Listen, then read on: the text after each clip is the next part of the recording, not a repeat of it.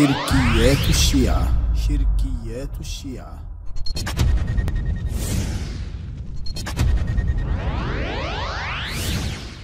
ثم يرد إلى ربه فيعذبه عذابا نكرا.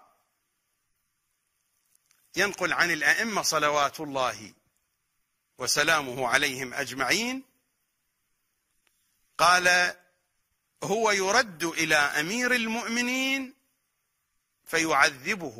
قال: هو يرد إلى أمير المؤمنين فيعذبه عذابا نكرا حتى يقول: يا ليتني كنت ترابا، أي من شيعة أبي تراب. وجعلوا لله أندادا ليضلوا عن سبيله قل تمتعوا فإن مصيركم إلى النار